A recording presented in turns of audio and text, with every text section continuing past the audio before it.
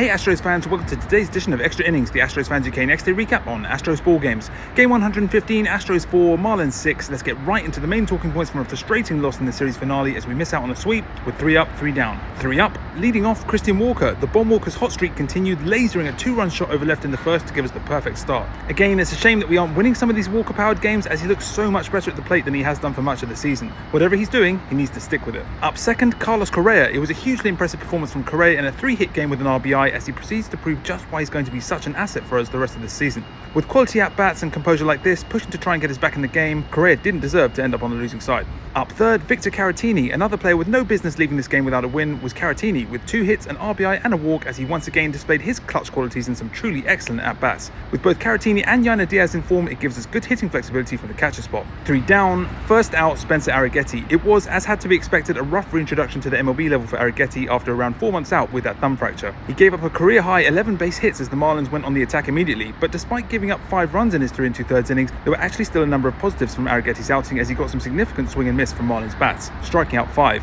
It was never going to be easy for any of our pitchers coming back, with Christian Javier's imminent return also likely to be a rust-shedding process, but Arrighetti was also snake-bit in this game with an eyebrow-raising 3 infield hits on slow grounders and a grounder that deflected off Mauricio Dubon's glove. I expect him to shake this off and it'll take Arrighetti 2 to 3 starts to settle back in properly. Second out, Cam Smith. This was a tough one to watch at times as Smith had 6 runners on base across his at-bats, 3 in scoring position, but failed to drive any of them in. Cam is still making good contact in some plate appearances, but he looks frazzled, mentally perhaps more than physically, and it might be a good idea to give him some kind of platooning in right field for a while to help him conserve some energy. We all know he's a hugely talented player, but it's going to continue hurting us at the plate with scoring chances if we run him into the ground, as the massive bases loaded chance with 1 out in the 8th was effectively the ball game. Third out, home plate umpire Willie Taylor, an aggravating display behind the plate with a zone that felt wrong all game, particularly with seemingly inconsistent calls at the bottom of the zone. It will be very interesting later to see on umpire scorecards whether Taylor's performance was as poor as it seemed or more of an Astros fan skewed view. It certainly feels like the former. A couple of extra points to finish on. No need for panic. As frustrating as the loss was, 2 wins from 3 versus a hot Marlins team is definitely acceptable. The signs from our revamped offense are good, and once we get our returning starting pitchers settled in again, we should be well placed to really heat up. And no time to waste. The loss drops us to 64 and 51, now just 2 games ahead atop the AL West, and that could be down to 1.5 by the time of our next game, a huge series starting on Friday in New York versus the sputtering Yankees. That's it for today's Extra Innings, the next day recap. Let me know your takes on the loss and the series win in the comments. Make sure you're following at Astros Fans UK on all platforms, and I'll catch you soon for the next edition of Extra Innings.